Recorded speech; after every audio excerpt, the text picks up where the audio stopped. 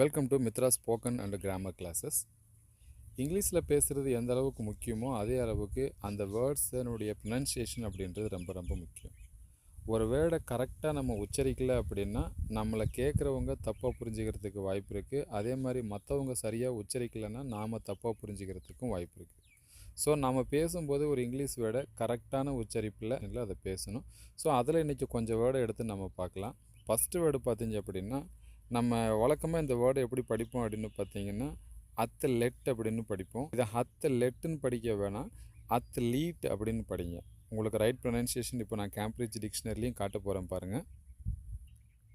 இது கேம்பிரிட்ஜ் டிக்ஷனரியினுடைய ப்ரொனன்சியேஷனு. இந்த இடத்துல பாருங்கள் இந்த வேர்டு எப்படி கொடுத்துருப்பாங்க அப்படின்னா இப்படி எல் அப்படின்னு போட்டு ஒரு ஐ மாதிரி ஒரு புல் வச்சு ரெண்டு மேலே ஒரு புள்ளி கீழே ஒரு புள்ளி வச்சுருப்பாங்க இல்லையா, அப்படி கோலன் வச்சுருப்பாங்க. இந்த இடத்துல இது லீ அப்படின்னு படிக்கணும். இப்படி படிக்கிறாங்க அப்படின்னு சொல்லிட்டு சவுண்டு உங்களுக்கு ப்ளே பண்ணி காட்டுறேன் பாருங்கள். ஸோ புரிஞ்சிருக்குன்னு நினைக்கிறேன். அத்லெட்டுன்னு படிக்கல, அத்லீட் அப்படின்னு படிப்பாங்க. ஸோ நீங்களும் அப்படியே படிங்க. அடுத்து இந்த வேர்டு பாருங்கள். இந்த வேர்டை படிக்கும்போது நம்ம சென்டரில் இருக்கிற இந்த டிஹெச் சவுண்டை பார்த்தீங்கன்னா அப்படின்ற சவுண்டை போட்டு ஆஸ்துமா அப்படின்னு படிப்போம். அந்த டிஹெச்ன்றது சவுண்ட் அவங்க படிக்க மாட்டாங்க. இதனுடைய ரைட் ப்ரொனன்சியேஷன் பார்த்தீங்கன்னா ஹாஸ்மா அப்படின்னு படிப்பாங்க. இல்லை அந்தளவுக்கு நீங்கள் ஹாஸ்மான்னு படிக்க முடியல அப்படின்னாலும் அட்லீஸ்ட் ஹாஸ்மா அப்படின்னாவது படிங்க. இங்கே இருக்கிற அப்படின்ற சவுண்டு வரக்கூடாது. உங்களுக்கு டிக்ஷனரியில் ப்ரொனன்சியேஷனை காட்டுறோம் பாருங்கள். எதுக்காக இது மாதிரி டிக்ஷனரியில் ப்ரொனன்சியேஷனை காட்டுறோம் அப்படின்னு பார்த்தீங்க அப்படின்னா சம்டைம்ஸ் உங்களுக்கு டவுட் இருக்கும். அதாவது நம்ம இத்தனை நாள் இந்த வேர்டு பார்த்தீங்கன்னா ஆஸ்துமான்னு தானே படிச்சுட்டு வந்தோம், இன்றைக்கி வந்து புதுசாக ஹாஸ்மா அப்படின்னு படித்தா அது எப்படி கரெக்டாக இருக்குமா அப்படின்ட்டு. ஸோ இதில் இப்படி தான் கரெக்டாக இருக்குது அப்படின்றது கன்ஃபர்மேஷனுக்காக உங்களுக்கு காட்டிகிட்டு இருக்கேன். ஒவ்வொரு வேர்டுக்கும் இப்படி காட்டணும்னு அவசியம் கிடையாது. ஒரு 1 or 2 வேர்ட்ஸ் பார்த்தீங்கன்னா உங்களுக்கு கிளியராக புரிஞ்சிடும். நம்ம இதெல்லாம் தப்பாக படிச்சுட்டு வரோம், இனிமேல் கரெக்டாக மாற்றிக்கணும் அப்படின்னு சொல்லிட்டு. இப்போ இந்த வேர்டு சவுண்ட் எப்படி படிக்கிறாங்கன்னு பாருங்கள். இந்த இடத்துல இந்த சவுண்டு பார்த்தீங்க அப்படின்னா ஹே அப்படின்ற ஒரு சவுண்ட் இருக்கும் இந்த இடத்துல. இதை வந்து ஹே அப்போ ஹேஸ்மா. இது வந்து பார்த்திங்கன்னா இத்துன்ற சவுண்டு கம்ப்ளீட்டாக இருக்காது, ஆஸ்துமா அப்படின்னே இருக்காது.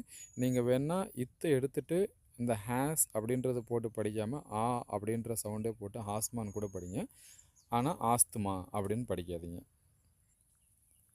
அடுத்த வேர்டு பார்த்தீங்க அப்படின்னா இந்த வேர்டு நம்ம படிக்கும்போது எப்படி படிப்போம் அப்படின்னா அட்மாஸ்பியர் அப்படின்னு படிப்போம். மா அப்படின்னு இழுத்து படிக்க வேணாம், சின்ன மா போட்டு படிங்க. அட்மாஸ்பியர், அட்மாஸ்பியர் கிடையாது, அட்மாஸ்பியர்.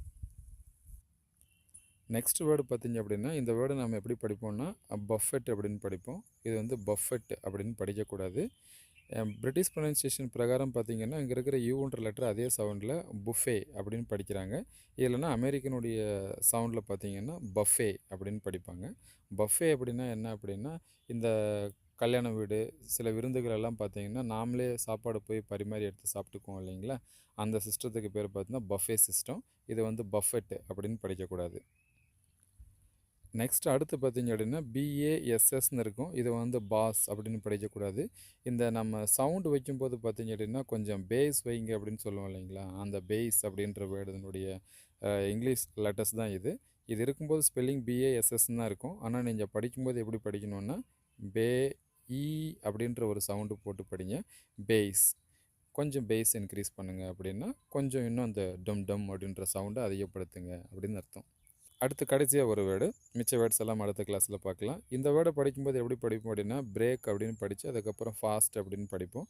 இது ஆக்சுவலாக பிரேக் ஃபாஸ்ட் அப்படின்னு படிக்கக்கூடாது, பிரேக்ஃபாஸ்ட்டு அப்படின்னு படிக்கணும். இங்கே எஃப்ஏஎஸ்டின்னு இருக்குது இல்லைங்களா, இந்த வேர்டு தனியாக எஃப்ஏஎஸ்டின்னு நம்ம கொஞ்சம் வேகமாக வா அப்படின்னு சொல்லும்போது இந்த வேர்டை நீங்கள் ஃபாஸ்ட்டுன்னு படிச்சிக்கலாம்.